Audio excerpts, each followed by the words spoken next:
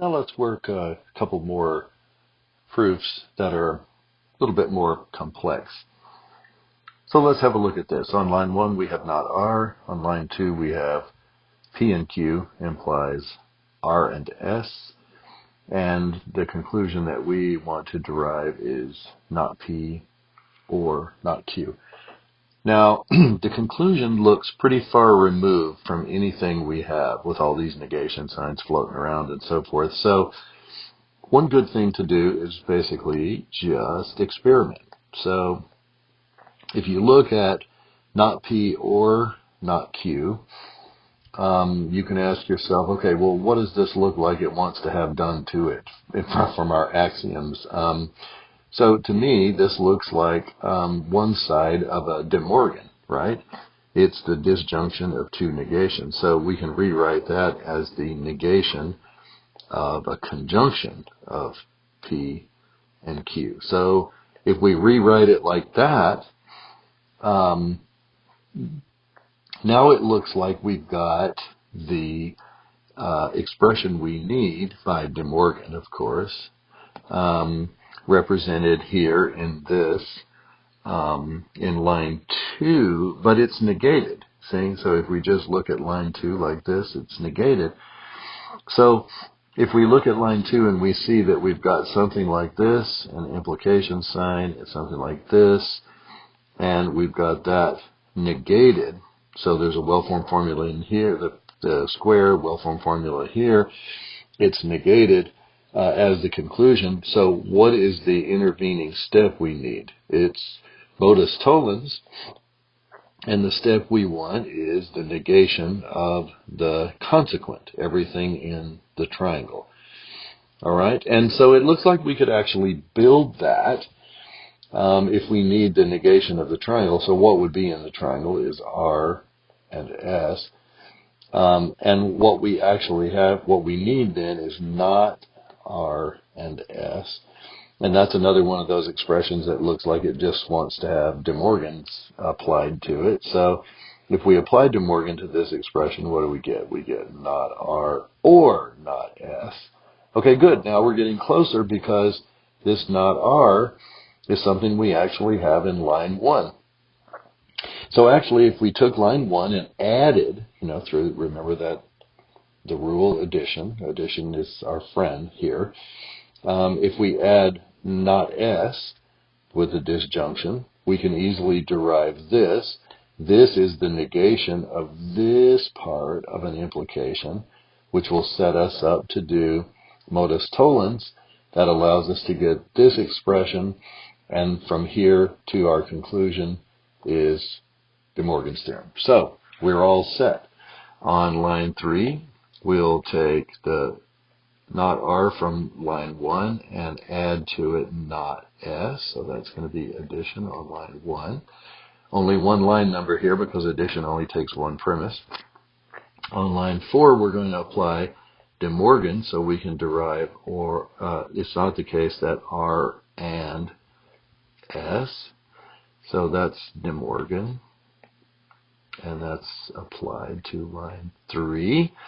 Now we're going to consider this the negation of everything that's in the triangle part of our modus tollens, and we're going to derive the negation of everything that's in the square. So that's not P and Q. So notice that's everything that was in the square negated because of the modus tollens. So now if we apply De Morgan's theorem one more time, we're going to get not P or not Q. So this step we justify by modus tollens on lines 2 and 4. And this step is De Morgan on line 5. And that's the conclusion that we were after. So our proof has concluded successfully. Okay, good. Let's look at another example. In this proof, we have two premises, not R and not S. Second premise, P or Q implies R or S.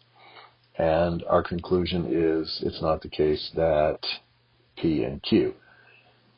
Now, it's not the case that P and Q is not exactly the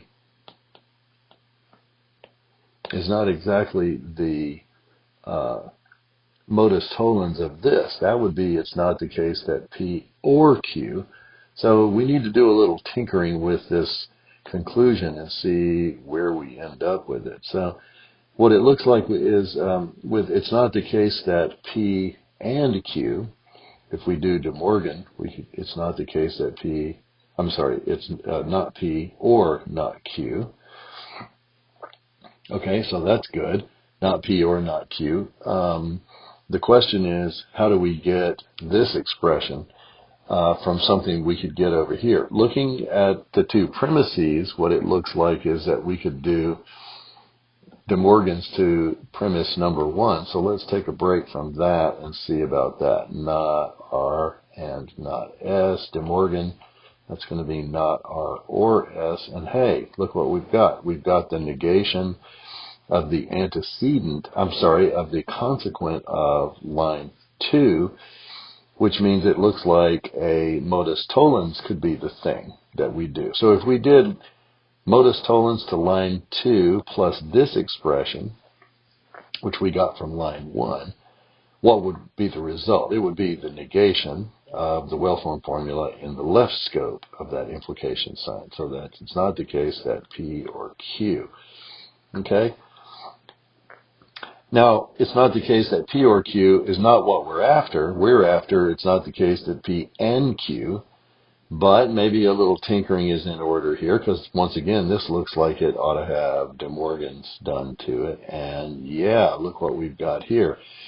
Since this is a disjunction, we end up with the conjunction of two negations. But you know what's great about conjunction? Simplification. We can take either the front end or the back end out. If we take the front end, we end up with not P, and then it's a simple matter of adding not Q and then doing another De Morgan to get the conclusion. So that's our proof. We're going to do a series of De Morgans that set us up to do modus tollens, etc. So on line 3, we're going to write it's not the case that R or S. That's De Morgan on line 1. Then on line 4, we're going to write it's not the case that P or Q. That's modus tollens on lines 2 and 3. And then on line 5, we're going to write it's not the case that P and not Q. That's another De Morgan applied to line 4. Then we're going to simplify. Simplification on line 5. That allows us to take the not P side out. On line 7, we're going to do addition, not Q. So that's addition on line 6. And finally, on line 8, we're going to do De Morgan again to get the conclusion we're after. So that's De Morgan on line 7. And the proof ends because we've got the expression that we were after.